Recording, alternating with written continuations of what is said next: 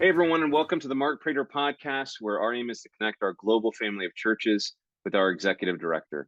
Mark, we are amazingly almost a decade into the polity that we adopted back in 2013.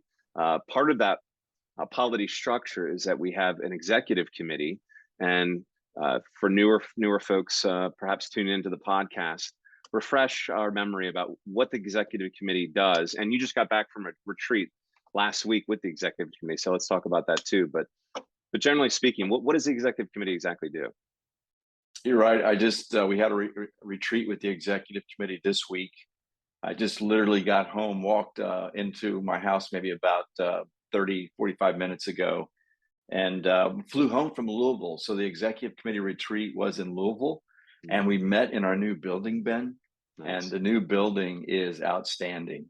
It was just so good to meet there, and the building is actually even better than what I thought it was going to be. So Wonderful. that was an exciting part of our executive committee retreat.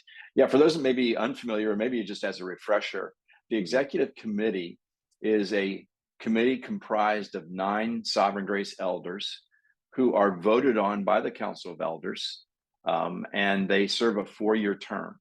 And they really are a standing committee of our Council of Elders, and their specific role is to, first of all, assign the leadership team, but regularly to evaluate, to oversee, to provide accountability, and to give input to the leadership team and specifically to me. And I'm so grateful for these men. So, just as a reminder, the guys that are on the committee now: Ken Mellinger, who's the chair, Dave Odom, Andy Farmer, Wayne Brooks, Bruce Chick, Abelardo Munoz, Steve Teeter, Brian Chesmore, and Dave York, who's the newest member, was just voted on last year at the Mhm. Council of Elders, and so this was his first retreat experience. And they did a great job this week. One of the things that I found, that as we've almost reached our 10th year in our new polity, Mhm. and after coming back from another executive committee retreat, which they do annually, I'm even more grateful for our polity, and I'm even more grateful for the evaluation, the oversight, the accountability, and the input that they gave me this week, and what they've given the leadership team overall. I think it's healthy Yeah. for our denomination. I think it's so important for our future. I think for members of our churches, it can give them a sense of peace, that Mhm. we're just not flying on our own as a leadership team, but actually Right. there's genuine accountability and genuine evaluation. And that's just the other thing I would say about this week. And I told the executive committee members this: they're not just checking a polity box. Each of those men, they take their responsibility very genuinely, and they're just doing a great job, I think, in fulfilling what we'd hope they would do, and in helping me and the leadership team. So I came back just so excited. It was just an outstanding retreat, and just a great group of guys to be with as well. That's excellent. Yeah.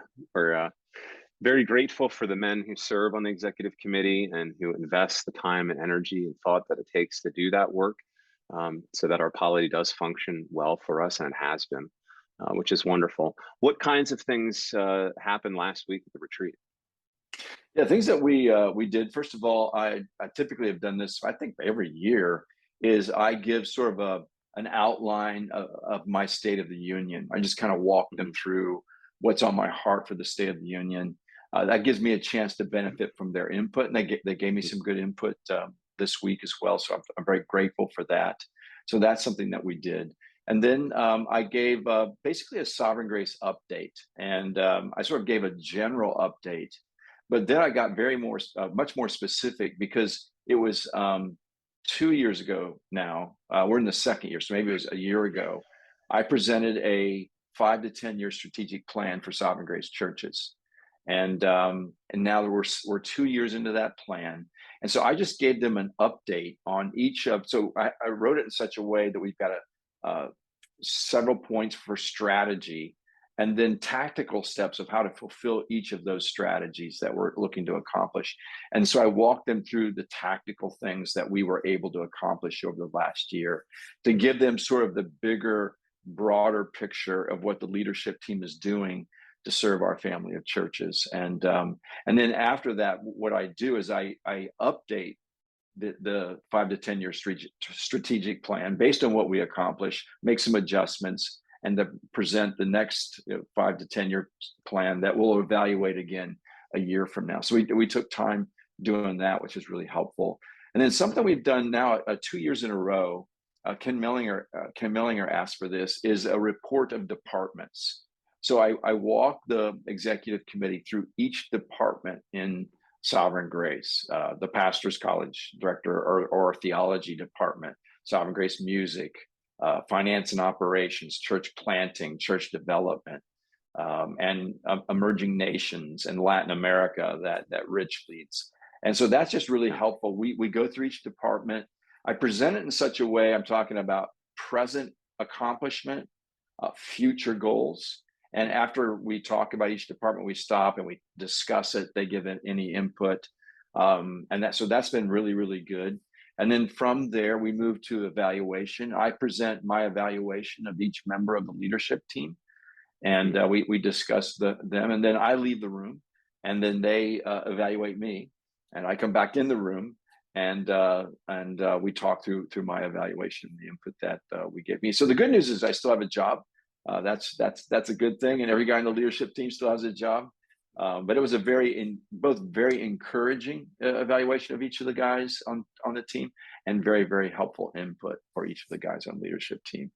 So it was just a really good week. And then after that, what they do is they have to review all the BCO amendments and then give input back, or just recommendations back to each of the sponsors or authors of those. And just as a heads up for our Council of Elders meeting, we got some good stuff we're going to talk about related to the size of regions. For example, as a leadership team, we think smaller regions geographically really do foster strength, because you can do things together as churches, you can get together as pastors. So we'll look to bring a BCO amendment to reduce sort of the range of number of churches that qualify for a region. And then one of the things, when you do a smaller region, you've got a lot of guys on a lot of committees. And so we're looking to present a BCO amendment for some committees to give regions the flexibility to have fewer members on it, just as a way to try to reduce that workload. So just as a heads up, some of the things we're talking about. We also, they have to approve the budget. Tommy walked through that, and it included just a commitment to invest into the studio that's now being built for Bob, or just starting to be built for Sovereign Grace Music in the new building. In fact, today, Bob is meeting with an architect, a studio engineer architect, to just begin to fill out what does this space look like. And from what I'm hearing, the space is ideal. It's just, how do you want to use it? And so there's some cost to that. And I'll be talking a little bit about that at the Council of Elders meeting as well. So those are just a few of the things that we did this week. It's excellent. I imagine there was some eating and laughing and all kinds of expressions of warm brotherhood there as well, which is something that I love, even at official committee meetings and retreats. They're built relationally underneath it all. There's still there's good work being done, but there's also brotherhood happening as well. So exactly. Thank you, Mark. So grateful to hear about how our polity continues to function in a healthy way. I actually had the opportunity to hear some of what you're going to be sharing at the retreat I was at with you a few weeks ago at the Council of Elders. Guys, get ready. This update that Mark is going to give, there's probably going to be some shouting and clapping and perhaps dancing as we consider God's faithfulness to us over the past year. So thank you, Mark, for the update. Thank you all for reading or watching. We see you here next week, Lord willing. Bye for now. Thank you for watching. If you have questions or comments, Mark would love to hear from you. For more videos like this, hit subscribe on YouTube or by email at markkprater.com.